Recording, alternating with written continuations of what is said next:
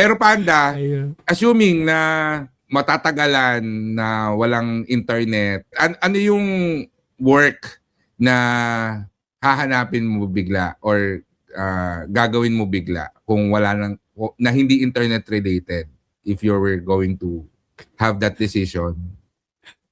Magmamacho dancer. Charot. No, may benta ka kaagad.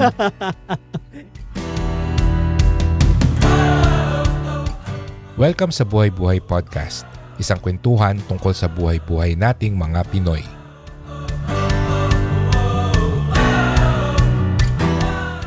Napanood nyo na ba yung Reconnect sa Netflix?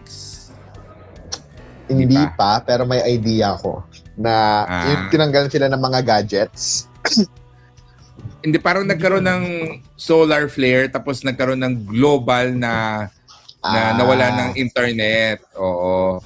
Which is, may mga friends din kasi ako, pag August or September, nagso-social media break. No? So, in a way, parang related to that.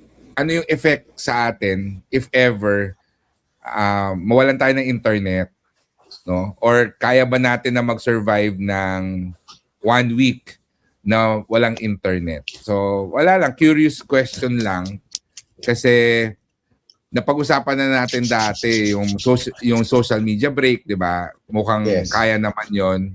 What if hindi lang talaga social media break? As in wala talagang internet. Oo. So ano yung magiging effect niya sa buhay natin or makakasurvive ba tayo? Katulad ng nangyari dun sa movie na wala talaga internet, no? Anywhere, hindi lang ikaw yung wala. So, siguro, una kong tanong, pag nawala ng internet, anong una nyong mamimiss? Ang ganda. Oo nga. Ano ang unang mamimiss? Well, siguro yung mga social media. Ewan ko, ang bilis kasi ng mga messages ngayon eh. Kung mawawala man yung internet for a week. Parang yung entertainment na binibigay ng mga messages tsaka ng mga reels, ng mga videos, siguro yun yung unang magiging challenge for us. Kasi nga, yun yung nag-uubos ka ng oras or yun yung time na nalilibang ka. So kung mawala yun, may point siguro dun sa week na yon o sa araw mo yon na may hahanapin kang pagkakabalahan para hindi ka mabagot. Tingin ko yun yung isa. Yung entertainment mo, no? Yung entertainment kasi, sa internet kasi talaga siya. Sa akin, I would say yes, entertainment din, pero more of siguro yung mga mobile games. Kasi pag idle time ko, yung mga mobile games yung ginagawa ko. Not really doom scrolling eh. Ina-avoid ko yung doom scrolling kasi mas mahaba yung oras sa kinukuha nun. Kaya pag meron akong konting free time, mobile games ang ginagawa ko kasi yun, lalo na sa mga nilalaro kong games, fix lang yung time niya. Usually, ang isang game is 10 minutes lang. So, after ng isang game, nagkakaroon ako ng option na tama na, tapos na, ayoko na. Ganon. Tapos may mga casual games ako na 5 minutes lang, ganyan.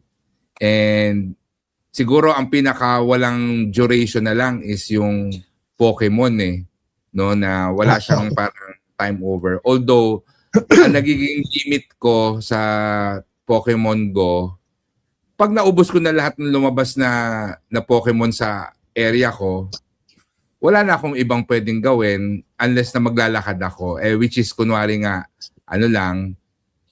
nagbe-break lang ako from work dito sa bahay. Pag ubos na, wala na akong gagawin. Alam ko na off ko na to, balik na ulit ako sa pagtatrabaho. So yes, I guess entertainment, but sa akin, instead of social media, yung games ang medyo mamimiss ko. Yan. Kasi inisip ko sa mga friends or mga messages, pwede kasi mag-text, no? Kasi ayun, naabutan naman natin yung time na wala pang instant messaging, lahat talaga sa text. Diba yung pag nagte-text na meron pang notification na group message to. Tapos oo, tapos sa lahat, 'di ba? May ganon. So naka-survive tayo ng walang group chat pero may mga group message. So I think medyo babalik doon assuming na lahat walang internet. So yun. Ikaw ba, Panda? Anong una mo mamimiss pag nawalan ng internet? Same din eh. Pero ang difference siguro sa akin is sa akin naman music. Kasi sobrang heavy ko sa Spotify and sa Apple Music eh. So yun yung mamimiss ko kasi okay lang sa akin walang social media eh. Basta may tugtog, basta may napapakinggang music. Kasi pwede namang magbasa ng book, pwede namang maglinis ng kwarto or marami namang bagay na pwedeng gawin. So ang akin na talaga, ang mahirap pag walang internet is yung music kasi mostly ngayon talaga, puro streaming na. Diba? Ano ba? Hindi naman nauso ngayon yung mga CD, mga tape, 'di ba? Wala nang tape, sobrang luma na ng tape actually. Pero yung mga CD, 'di ba? Wala na din naman ngayon. So, mostly talaga streaming platforms na ang music natin ngayon, 'di ba? Unless meron ka mga naka-save diyan sa USB na pwedeng patugtugin. Otherwise, yun nga, babalik ka sa paggamit ng CD player kasi ako admittedly marami pa namang MP3. marami pa namang mga CD dito sa bahay ng music pero wala na ring way to play kasi hindi naman wala na player. Mga players. Players ng CD tsaka ng mga ganun. So yeah, yung music sa akin definitely. I think tama yung observation mo. Almost everyone I know, streaming na talaga yung way na nagko-consume sila ng music. Although may mga bumibili ng vinyl, no? Pero kasi more of collectors yun. Oo. May mga nagda-download ng MP3 pero ito yung talaga yung mga favorite nila ng mga songs na parang gusto lang nila na may quote-unquote may kopya sila, no? Ganun lang. But yung regular consumption ng music nasa streaming na, no? May mga gumagamit nga ng YouTube 'di ba? YouTube Music. Diba? Exactly. So more than Apple Music at saka Spotify din, no? Beyond those two. So napaisip ako doon kasi malakas din ako sa music. Siguro parang na-take for granted ko din siya kasi lagi kong background lang siya no sa mga ginagawa. So sanay ka. Actually ako din kasi parang isang last year yata yun or last year yung 'di ba nagre-recap yung Spotify ng tapos pinapakita yung number of hours. Ewan ko parang alam ko may isang instance na umabot ako ng 200 plus hours kasi 200 plus 1,000 hours of listening. So parang lumalabas siya in a day, hindi ako pwedeng hindi nakikinig ng around 4 to 5 hours of music. Diba? Yeah. So parang, alam mo yun, kasama na talaga siya sa daily routine ko. Totoo. Yeah. Oo. Yun nga. Parang ako, tinitake advantage ko na lang siya or hindi ko nga siya naisip dahil, pag nagtatrabaho ako, meron akong background music. Pag nagwo-workout, may background music. Pag nagda-drive, may background music. Diba? Lahat yan. Naka-Spotify or YouTube, no? So, yeah. Baka feeling ko, hindi ko siya mamimiss, pero yun yung biglang magbabago sa daily routine ko. Bigla siyang tatahimik. Parang ganon. Oo. So, yeah. Tama ka din doon, no? Pero pagdating sa work, currently, gaano ba ka-importante or gaano ka essential yung internet sa work na ginagawa nyo ngayon? Kasama ba tito yung mga LAN? Sige. Ako na muna sasagot kasi sa akin talaga essential siya as a remote worker. Parang pag meron ako internet, wala na akong work. Oo. Pero Panda, assuming na matatagalan na walang internet, ano yung work na hahanapin mo bigla or gagawin mo bigla kung wala nang na hindi internet related if you were going to have that decision? Magmamacho dancer. Charot. May benta ka kaagad. Gusto mo ba mag-go-go bear? Sasabihan ko si Joshua. Siguro sa akin naman very flexible naman ako since pwede kong gawin ulit yung ginagawa ko before, which was photography, videography. Hindi naman nawawala yung mga events 'di ba? So pwede ako mag-cover ulit ng events, ganyan. Or else pwede ako mag-focus talaga 100% sa business, which is yung cookie, yung Dirty Dough, yung cookie and brownie na business ko. Yan. O kaya pag talagang tinopak, pwede mag-nurse, ganun. Balik ka sa pagiging nurse. Ayun. May license ka pa ba, Panda? Oo, meron pa. I-renew mo siya. Oo. Ayan. Ito si Tonyo. Ayan. Ito magsusurvive talaga to kahit walang internet. Mag-survive naman. Pero inisip ko nga dyan kung kasama din ba dyan yung LAN. I mean, yung halimbawa yung mga connect. Kasi syempre, sa hospital ngayon, currently naman din, nagta-transition na din to new technologies, mga ganyan. So, mabilis na din kahit papano yung transfer ng information from admitting to the nurses station, halimbawa yung mga diagnostics natin. Siguro yun yung magiging struggle in a hospital.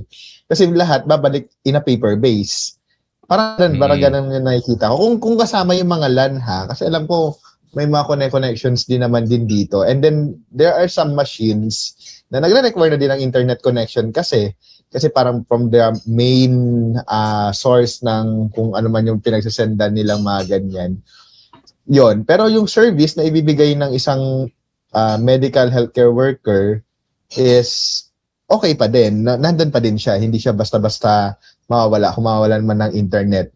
Ang challenge na lang siguro dyan is yung sa marketing, especially ngayon. Kasi kaya ka nakakuha din ng mga patients or kaya ka nakakuha ng clients ngayon, isang click mo na lang dun sa mga advertisement ng nakikita mo sa social media, yung makikita mo sa internet. Alam mo na kung saan ka pupuntang doktor, alam mo na kung saan ka pupuntang clinic or hospital. Yes. Yun yung magiging struggle na nakikita ko na parang okay, back to Jurassic era tayo na barangay-barangay tayo to promote yung ganito-ganyan na meron tayo ganito sa hospital or ganyan or alam mo yun yun ngayon kasi lahat naka-internet na yung information natin kumbaga mabilis yung mga transaction. That's right. So I guess yun. Pero services-wise, magtutuloy-tuloy pa din. Parang may instance na kasing nangyari na na nawala talaga siya. Talagang nag-paper-based ulit siya from admitting to discharge ng mga patient. Yun nga lang, tuturuan mo yung mga Gen Z employees mo. Kasi hindi naman nila naabutan yun. Diba? May mga nurses na tayo Gen Z. Ganyan. So, lakas makadapit Yun, may nga, ganong episode diba? din. Tama. May ganong tama. episode din siya dapit na talagang nagkaroon ng walang connection and all. Paper-based talaga sila. No? Pero may telepono internet. kasi, walang internet pero may telepono. Yung mga manual, mga ganyan. Siguro yun lang yung nakita ko. Parang sa side ng, kung business-wise naman, yung advertisement, marketing strategies nila paano. Kasi more on ganun. Tsaka, connections, emails kasi ngayon, diba, para makipag-collaborate or kung ano man, bilis mag-usap sa emails, mag-usap sa Viber, Messenger, mga ganyan. Paano yung dissemination ngayon ng information within the hospital na, may ganito palang nangyari or bawal na yung ganito, ganyan. Ano yung mga, ayun pa pala, isa, ano na yung mga update ni DOH sa amin? Matagal na yung pagdating. Hindi na siya, magpapadala muna ng stale mail. Unless may enough manpower sila from the main main office ng DOH, 'di ba? Matagal na yung information dissemination. Matagal yun, no? For example, kung mangyari yun kasagsagan ng pandemic, Halimbawa ganun. Ay, good Mamalay mo luck. ba? Malay mo ba kung gaano Oo. ano na yung update, di ba? Halimbawa, simplihan na lang natin yung sa, ano ba yung recent natin? Halimbawa, mga hantavirus, Ebola. Meron na ba sa Pinas o wala pa? Mamaya, binalita, meron na, pero yun pala, kalat na. So, yun siguro Tama. mga information pa din siguro sa amin. So, ano? Oh. So definitely affected ang ang hospital Meron pa din. operations, but it can survive nung at least it can go back to the old days Yes. before na nakita natin doon sa isang episode ng, well, hindi siya isang episode, isang season ng The Pit, no? Season. Kasi several episodes yun, no, na you go back to the old system, no, na nagfa-fax, nagfa-fax ng result, tinatakbo yung Mas mga manual charting, ganun. manual charting, it's exactly, no. Yeah. Sa akin, kasi una yung sa pagiging content creator ko. So definitely wala talaga. But yung sa financial services ko, most of it kasi online ako nako-contact, no? So pero kasi yung service na nire-render face to face well, sometimes sa Zoom, but ano pa rin actually more than half face to face kasi kailangan ng human interaction when you're talking about your personal finances. Talagang gusto nila meet up kasi may mga documents na pinapakita.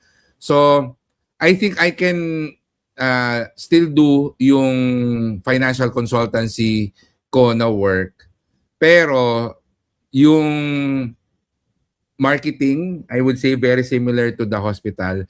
How I can reach out to people and how can people contact me, yun yung mag-iiba, yun yung mahihirapan. Probably if medyo long term na walang internet, sabihin na natin in-announce na 6 months walang internet, ganyan. Wala, I would have to call yung mga clients ko for referrals. I don't know kung pa-flyering ako or whatever, but probably I would start with my current clients and ask for referrals, and then probably kasi mas malaki yung kita ko sa mga corporate clients. Yun siguro yung pwedeng pumunta sa mga business district offices and try to see kung anong companies yung pwede ako magbigay ng proposal, etc. So possible pa rin na magawa ko yung work ko, pero mas hirap nga sa marketing aspect. But syempre totally yung content creation wala yon. And if ever na talagang I would have to decide ng isang source of income na hindi nagde-depend sa internet, I would probably also go back to business, no? I've always wondered yung traditional na business na merong kang pwesto, alam mo, may tindahan, ganyan. Probably doon ako babalik kasi I can imagine na hindi ako pwedeng mag-rely lang sa doon sa financial consultancy ko as my only source of income. Kasi may mga lean and peak season din yun. So yung mawawala sa akin na mga online sources of income like content creation, kailangan ko palitan, and I think yun, negosyo yung ipapalit ko sa kanya. So probably magtitinda din ako ng pagkain. Kasi yun yung medyo madali i-manage para sa tingin ko, no? At saka may interest din ako. Food cart business. Yun yung hindi mo walang business. Oo, food cart business. Kasi yung pinaka-last ko na ganyang business na traditional, internet cafe. Wala nga internet. Ayaw. Ang gagawin natin, walang internet cafe. Yan, so, yun. At saka yung mga kapatid ko kasi nasa food business. So naiisip ko, ayun, at least 'di ba, meron na akong guidance from them, and pwede din mag-partner with sa kapatid ko, magtayo kami ng whatever, restaurant or karinderya or eatery or food cart business or whatever. So anyway, so yun yung aking naisip. Opposite naman yung tanong ko, ano yung aspect ng internet or something na ginagawa nyo online na hindi nyo naman mamimiss kapag biglang nawala ang internet? Meron ba? Yung okay lang na mawala. Meron. Ano? Yung mga walang kwentang social influencer tsaka yung mga fake news. To be honest naman, Oo para naman. at least makaka-cancel na naman ako. At least mafi-filter na kasi. Hindi naman sa kasi minsan kasi pag ang daming information na nafi-feed sa'yo, yung mga Pinoy pa man din, tamad din. Kasama ako doon, yung mga Pinoy tamad tayo lahat. Na parang, kung ano minsan, kapag tinatamad ka na mag-fact check or kung ano yung mafi-feed sa yung information, hindi mo naman binabasa lahat, na buo or whatsoever. Yun na yung alam mo. And then siguro, ang mangyayari din for me, or hindi ko mamimiss, is wala na yung mga toxic na tao na umaasa lang sa clout. Alam mo yun, umaasa lang sa na yun lang yung means nila na para makapagpagulo kasi kahit na marami silang bashers or kahit na ang toxic na nung trend or whatsoever is okay lang kasi monetize pa rin, may bigay pa din sa kanila, mga ganyan. At least mas magiging peaceful yung tao. It would take din sa oras nila na mag-reflect. Ano na bang next step nila? Hindi naman sila pwedeng in-person mang bababash. Dinabugbog sila dyan. No? Mga ganun. Siguro yung ganong sense or yung ganong negativity ng internet yung hindi ko mamimiss. Kasi ngayon, iwas din ako sa mga ganon eh. Iwas inis din. Iwas galit. Ganun. Iwas inis din. Hindi ko na, ayoko lumabas sa algorithm ko yan.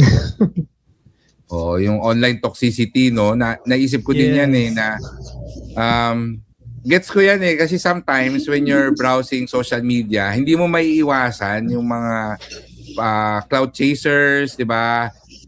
Yung mga fake news peddlers, di ba? Saka ano yun? Yung, ipopromote ko to, libre na yung pagkain ko. Mawawala sila. So, yung mga sources ng mga inis and stress online, I think hindi ko rin sila mamimiss, no? Or sila yung talagang hindi ko hahanapin, no? Wala akong sepang sa kanila. Yan. So, ikaw ba, Panda? Ano yung hindi mo mamimiss online pag nawala ang internet? Besides dun sa sinabi nyo, siguro ang hindi ko talaga mamimiss doom scrolling. Kasi ito talaga for some reason, unintentional ko na palagi nagagawa. Lalo na paggabi. Paggabi na sabi ko magsa-sound trip lang ako. Tapos pagtingin ko, ay, teka lang, 2 hours na ako nagda-doom scroll. Bakit gano'n? Lalo kapag yung, pag nakuha yung algo mo na may nakita ka na interesting, tapos may yung algo mo magbabago, tapos puro yun yung contest. Para ikaw, sige, dire-diretso ka ng scroll hanggang pagtingin mo, ay, naka 2 hours na, ganyan, yan. So, doom scrolling, definitely, hindi ko siya mamimiss. Yan, yun lang. Kasi the rest ano kasi naman, rabbit hole ba siya para sa'yo? Ano ba nangyayari? Oo. Like, pag kunwari may makita ko na isang interesting na reel or TikTok na post or something.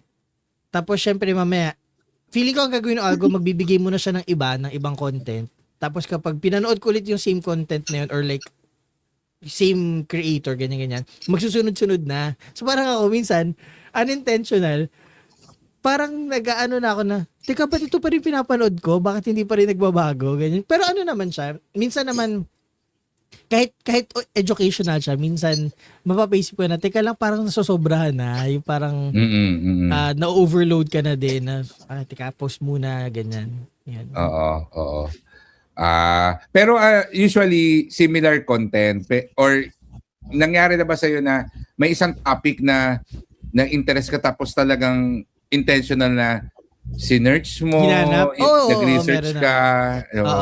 Lalo yung mga lalo sa mga topic when it comes to like medical stuff. Kasi syempre medyo minsan namimiss ko din yung mga medical na ginagawa namin before. So, pag nakakakita ko na nakaka-relate ako at naiintindihan ko siya, so parang sabi ko, ano next? Hanggang maya. Akala ko conspiracy theories. Ay, hindi ako mahilig sa conspiracy theory. Ay, hindi ka mahilig. Pero Ako mahilig ako sa conspiracy theories. Pero ang ayoko kasi palagi, ang madalas na lumalabas, yung about sa sa politics, na minsan sabi ko, hindi ko naman ito hinahanap. Bakit labas na labas tong politics na to? Naiinis lang ako, ganun. Sa akin, may tendency din ako mahulog sa rabbit hole, but usually for a particular topic, no? So, kunwari, yung pinaka-recent, ang daming nagdi-discuss online about yung sa Pax Silica. So, Pax ako, Silica. nakilos ako, ano ba talaga to? Yes. No? So, research, basa-basa, nood-nood ng mga videos, ng mga ibang creators, etc. Tapos yun nga, parang yun yung equivalent ko ng doom scrolling na, hala, 2 oras na akong, yun lang yung kinoconsume ko na topic. No? Kasi pagdating sa doom scrolling sa akin, medyo, mayroon akong, mabilis yung self-awareness ko na, wala na akong ginagawa, nagsaswipe lang ako, alam mo yun? Wala na akong purpose. Pero pag merong nakatrigger sa akin na topic, yun, kaya kong umubos sa isang buong hapon na nagdi-deep dive lang ako doon sa topic na yun. Yun yung minsan problem ko. Mamimiss ko ba siya? Yung ganon? I would say, hindi, pero naisip ko lang, paano pag meron akong gustong malaman, hindi ko na siya mag-google. Sa ko hanapin yun, di ba? Kasi ang convenient na mag-Google search lang ngayon. Di ba? Pag meron kang naisip, no? Or maski nga mag-search ng spelling ng isang word, minsan ginugoogle ko kasi hindi ako sigurado. Alam mo yun, ang dali mag-check online kung tama yung spelling. Yan. Sa inyo ba, yung pag-search ng mga information, gano'n nyo kadalas ginagawa yun? Maapektuhan ba yung yung routine nyo pag nawala ng internet dahil sa ganun? Not necessary routine, pero parang din siya, parang may effect din. Kasi may times na, bawa sa position ko din naman ngayon, imbes na i-search ko yung buong research paper kung ano yung kailangan kong gawin, ini-AI ko din, parang paano ba pag ganito ganyan or tapos based on this research or based on din ganyan, masasummarize na kasi. So, mas mabilis ko siyang ma-absorb kaysa basahin ko yung buo. Same goes with siguro simplihan natin, mga medications or mga procedures. At least a quick refresh, mabilis mo na siya mahahanap. Noon, memes pa yung ginagamit mo. Memes nga. Paano nga ba tong medication na ito? Para saan? Lalo na pag bago at hindi usual na ginagamit. Diba? Or kung walang memes, babasahin mo talaga yung buong pamphlet nung gamot. Unlike ngayon, mabilis or may bagong order yung doctor, may procedure, mga ganyan. Ano bang kailangan, mga ganyan. Hindi siya routine kasi na skills mo naman din siya na pag-aralan, pero it would help to refresh. Bago tayo magpatuloy, gusto namin kayong i-invite sa aming website na buhaybuhaypodcast.com. Nandun ang aming episode show notes, mga exclusive special videos, extended episodes at marami pang iba. Kaya kita-kita tayo sa buhaybuhaypodcast.com.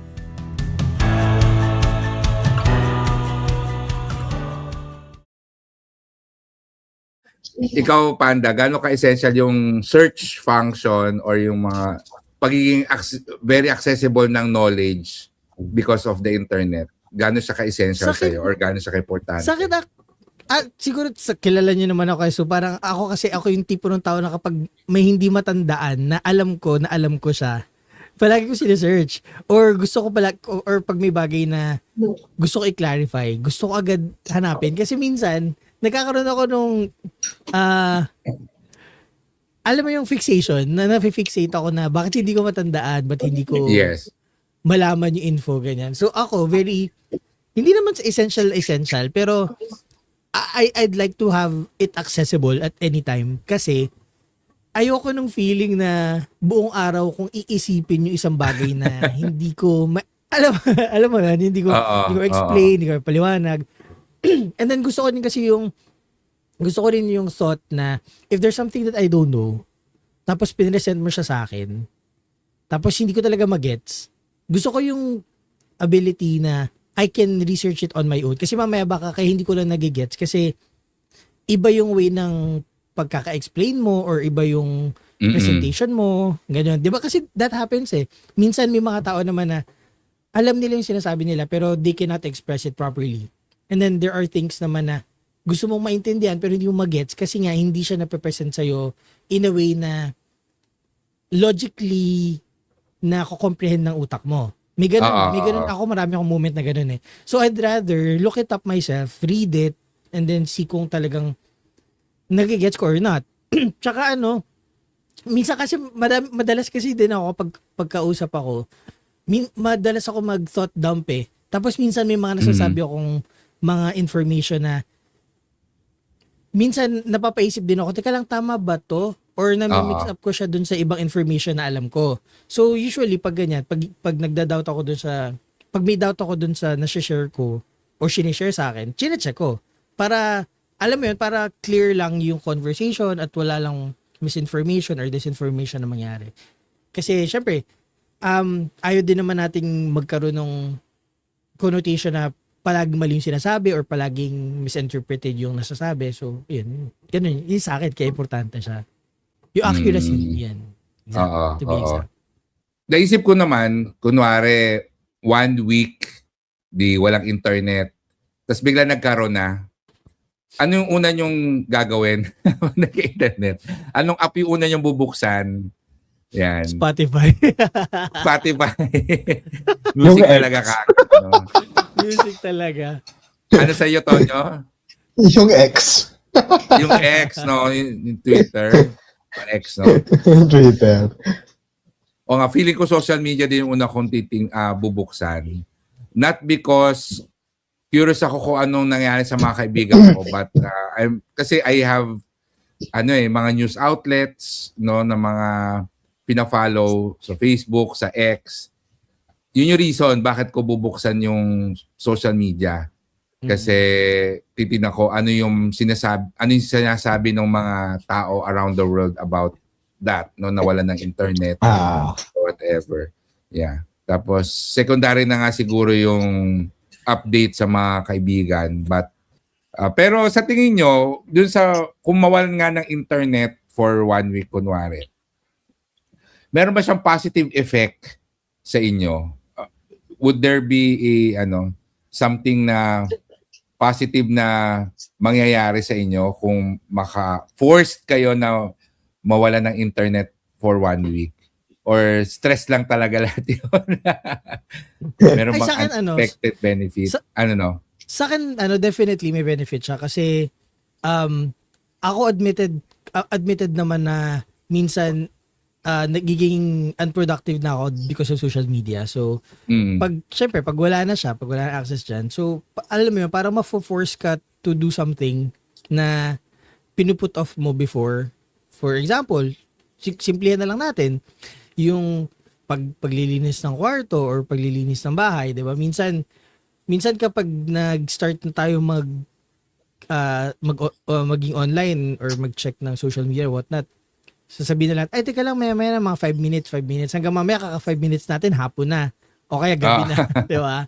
So, ayun, I think it's gonna be helpful din. Tsaka without social media din kasi medyo mas meron tayong peace of mind in a way na we're not always checking for updates about news or kung ano na nangyari dun sa kakilala natin, or alam mo yun, minsan kasi pag hindi tayo aware sa mga nangyari sa paligid natin, mas may time tayo to process our personal things or our personal stuff, 'di ba? Ayun, at least for me that's the case. Kaya iba.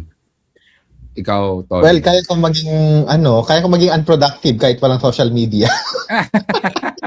hindi siya requirement. Pero anong tawag dito? Parang siguro isang pumasok sa isip ko kaagad is walang mangungulit sa work. Kasi ngayon parang accessible mo because of the social media nga or sa Social Viber or sa media. internet nga. So, 'di ba, parang dapat well prepared sila yung hospital or yung well prepared yung mga taong nandito na may iwan mga ganyan-ganyan kapag may nangyaring something tapos wala yung unit na yon. Kasi yung unit namin, sabi nga namin, alam naman ng mga tao yan sa labas. Kami lang yung talagang pinaka para supervise, nag-lead, mga ganyan. Pero eventually, hindi naman kami 24/7 nandito. There will come a time na alam nila. Siguro yun yung isa sa mga stressors din kasi namin na ang accessible mo kapag sa mga hindi mo pwedeng hindi mo i-entertain kasi nga may ano ka, may ano na word doon. Ang tawag doon sa allowance na yon, cellphone allowance ba yon o loadouts? May mga pa ganon. So parang ang reason mo is para makasagot ka nga or whatsoever. Siguro yun yung isa. Kasi kung titignan ko din naman yung routine ko kapag dating sa internet, may routine na naman. Ang pagkakaiba lang, hindi ko lang hawak na yung phone ko kasi madalas, siguro pag nalabas or pag may hawak kang phone, babrowse ka, check ka. Iyon lang naman i-minus mo sa ginagawa ko. Nagbubuhat ako. Di wala akong phone na pag nagpapahinga. So tutulala lang ako. Pag may kasama ka ng mga tropa, di ba? Pag kasama mo yung tropa mo, kwentuhan, pag dead air sa cellphone ka, yun lang naman yung mamaminus sa akin. Pero, yung situation or yung environment ko, same pa din. Siguro, mapapaaga yung tulog kasi wala ka nang iba-browse. Wala ka nang iba-browse. So, mapapaaga yung tulog mo. Siguro yung stressor na mawala sa akin, yung parang siguro sa work na talagang very, kakaagad, accessible. Mga ganyan. Ang isasagot ko din actually is sa tingin ko magiging productive ako. Pero tama din yung sinabi mo, Tonyo, na pwede akong maghanap ng ways na hindi maging productive kahit walang internet. Kasi naisip ko dati, dati the way na nagsasayang ako ng oras was manood ng TV or alam mo yun, magbasa ng kung ano-ano ng comics or maghanap ng ibang bagay or tumawag sa telepono sa isang kaibigan magtelebabad. Ganyan yung mga dati. Telebabad. Ngayon na lang ulit narinig yan. Oo, yung telebabad na idea, di ba? Oo, grabe. Kaya kumabot mga 2 oras no, nasa telepono lang. Nakikipagkwentuhan. But I guess, ang pinaka magiging positive effect niya sa akin is I would probably be mas active ako meaning mas lalabas ako ng bahay, mas maghahanap ako ng gagawin kasi admittedly, 'di ba? Kasi internet minsan nasa phone ka lang, nakayuko ka lang for several hours kasi or nasa harap ka lang ng laptop for several hours. So I would think it would be good for my physical health dahil yun, kung gusto ko nakakwentuhan, probably I'll go out para to meet people, to meet friends. Tapos kapag medyo pagod na sa work, probably I'll go out and walk. Kasi pag gusto ko ng quick break, di ba, magdo-doom scroll lang sandali or mag-go online game. So at least ako, sa tingin ko, yun, makapag-stretching ako, etc. So, I think yun yung pinaka-positive effect sa akin. Mas magiging, I would have more movement, no? More physical movement. Last question, which is curious lang din ako. What if, di ba, merong Earth Day na 1 hour walang kuryente, no? Just to commemorate Earth Hour pala, Earth Hour. What if merong parang ganon, pero 1 week walang internet buong mundo. Do you think that would work or do you think that's a good idea? Sabihin natin na ang reason nun is for people to appreciate and be mindful of using the internet na may mga benefits kasi ang internet na tinitake for granted na lang natin. Tapos yun nga, may mga negative effects or mga negative activities tayo sa internet or online na hindi natin nare-realize na bakit natin ginagawa to, hindi nga to okay sa atin. So, if mawawala ng internet for like a week, global, just for us to become grounded, do you think that's a good idea or tama ba yon naisip ko? Ano sa tingin nyo? May 1 week na walang internet buong mundo. may tanong muna ako dyan. Walang repercussions yung pagkawala ng internet, ha? I would assume na syempre planned siya. So nakapaghanda yung mga yung mga yun kasi ito question pa eh. Oo, kasi kasi internet lang naman ang wala. I would assume na we would go back to the 90s or 80s na telepono talaga yung main connection ng mga tao. So I would assume na merong fax machine, alam mo yun, may telepono, may cable TV, ganyan. Wala lang yung internet na I would say walang instant messaging, social media, email. I think email yung pinaka mahirap eh. So yeah. So pero 1 week lang naman siya. So napaghandaan siya ng mga whoever, ganyan.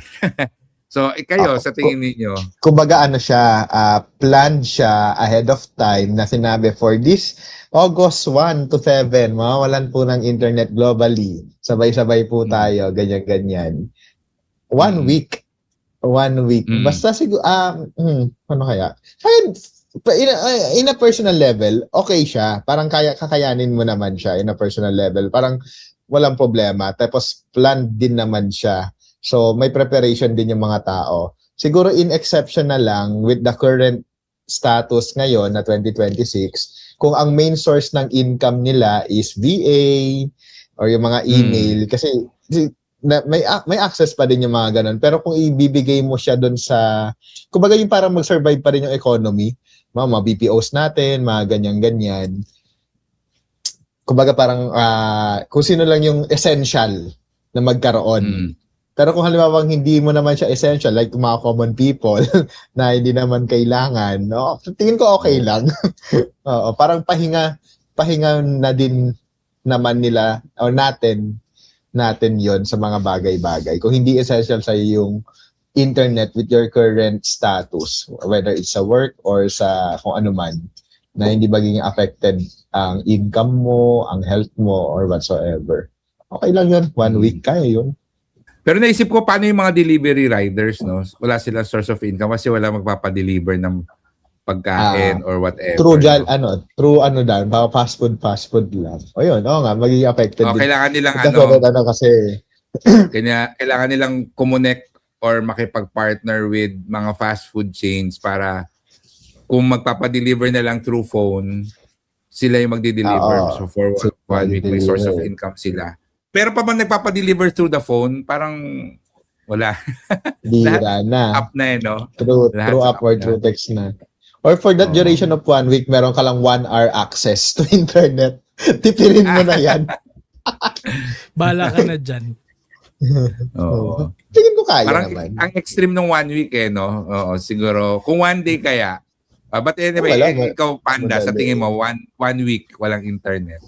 Siguro lang, kung walang repercussion economically or globally, I think it would benefit us to have downtime sa online world.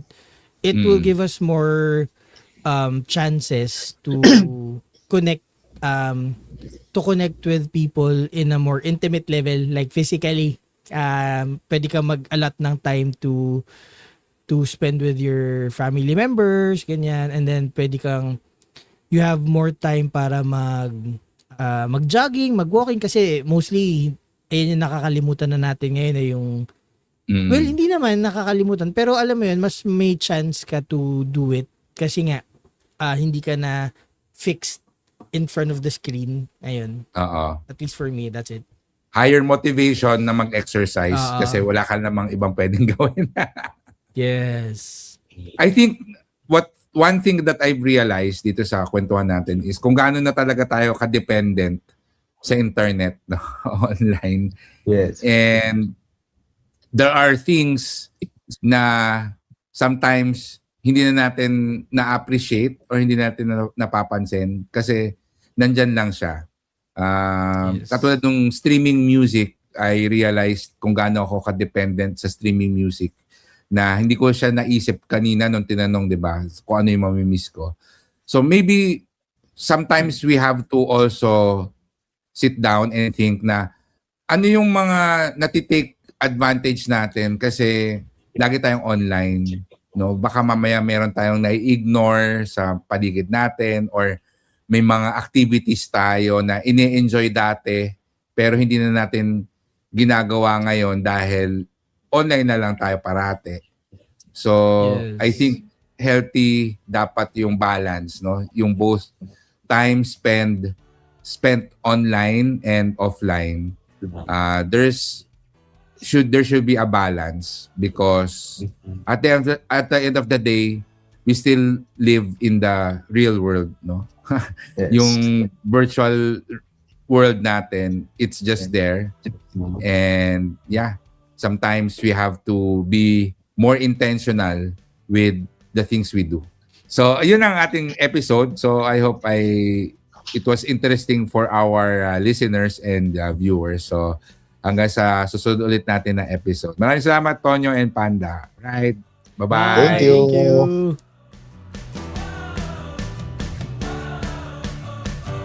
Maraming salamat sa pakikinig. Please remember to subscribe, leave a review, and share this podcast with your friends. For more information and to contact us, you can visit buhaybuhaypodcast.com.